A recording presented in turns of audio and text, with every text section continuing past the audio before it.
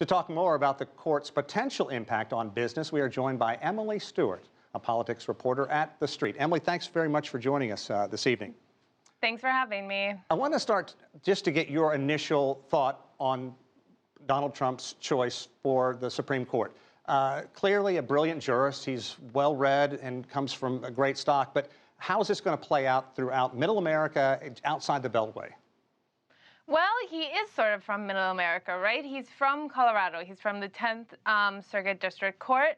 So I think this, in general, might play out well among Trump supporters. Obviously, he has sort of a long history, more in terms of religious stuff. He's known for the Hobby Lobby decision. Right. So, he is probably a very welcomed pick for Republicans. Let's talk about the Hobby Lobby case, since you mentioned that, because, and to oversimplify it here, it basically pitted corporations as people.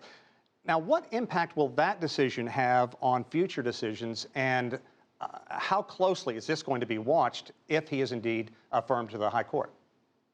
Well, this definitely plays into not only corporations as people, but again, the religious element. So basically, he was part of the court that decided that Hobby Lobby did not have to provide birth control for women.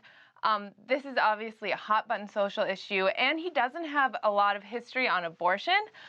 So we don't really know where he would stand on that, but this might be an area where we can sort of guess how he would decide. A lot of Democrats still bitter that former President Obama's choice never had a hearing, but the fact that they are replacing a very conservative justice with perhaps another conservative justice, do you think it's going to reshape the High Court? Well, not exactly. I think he is pretty similar to Scalia. He's sort of been described as a Scalia 2.0.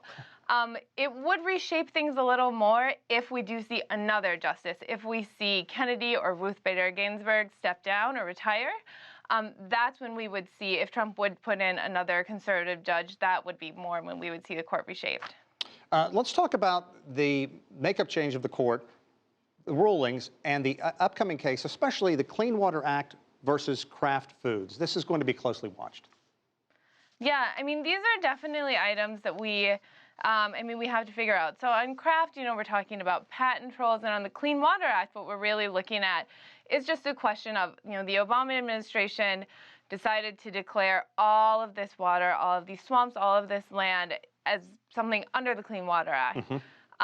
Now we don't know what the Trump administration will even want to do with that. The EPA under Scott Pruitt, so that will get to the Supreme Court. But we could also just see the Trump administration really approach that differently, because they're not going to want to regulate the environment in the same way that the Obama administration did. Using the past as a yardstick, don't you think that Trump is going to come down hard against environmental decisions, given what he has said so far, that he thinks that environmentalists run rabbit, I think was one of his quotes?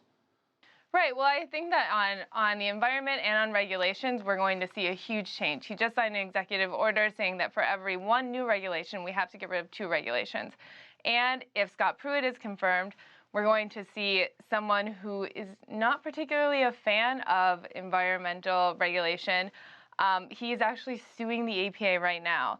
So I think we're going to see a wildly different approach out of the Trump administration. Yeah, for viewers outside the nation, keep an eye on that one. It's going to get interesting.